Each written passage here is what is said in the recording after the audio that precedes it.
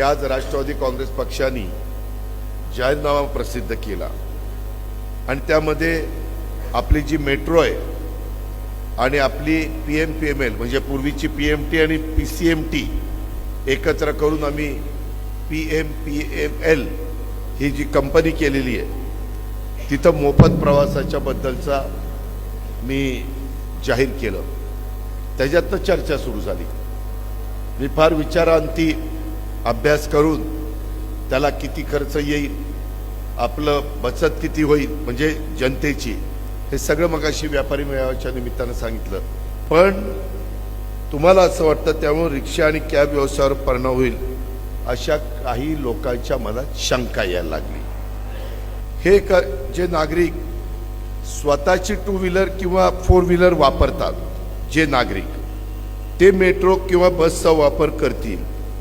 Metro स्थानक समजा मी गाडी वापरतो आणि माझ्या इथून मेट्रो स्थानक तर ठराविकच आहे, मला तिथनं मोफत जायचं म्हटलं तर तिथून मी तांगड्या तोडत चालत नाही जाणार, मी रिक्षामध्ये बसणार आणि तिथं जाणार आणि त्या मेट्रो स्टेशनला उतरणार जिथं कुठं जवळ असेल आणि तिथून मग मेट्रो मध्ये बसून पुढं जाणार।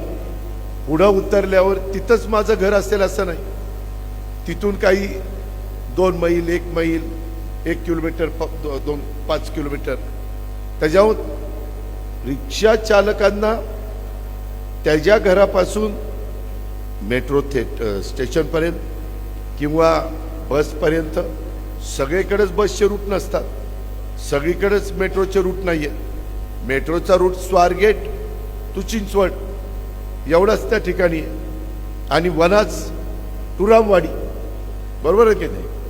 त्यामुळं हे झाल्यानंतर उलट माझं स्वतःचं मत आहे की आपला व्यवसाय त्या ठिकाणी वाढेल, त्याच्यामध्ये इच्छित ठिकाणी पोहोचण्यासाठी ते रिक्षा किंवा कॅबचा वापर करतील। रिक्षा आणि कॅब चालकांना आता ट्रॅफिकच्या जाममुळं ज्या समस्या आहेत त्या दिवसातले काही तास माझ्या रिक्षा चालकांचे किंवा कॅबवाल्यांचे रस्त्यावरच ते अडकून पडावं लागतं।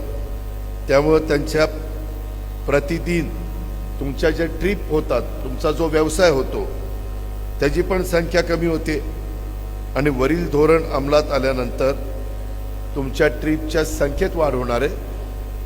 आपल्या रस्त्यावरची कॉर्पोरेशनच्या वाहनांची गर्दी कमी होणार आहे आणि तुम्हाला त्याच्यातनं मदतच होणार आहे। वाजतोय आला आता दाबू घड्याळाचं बटन,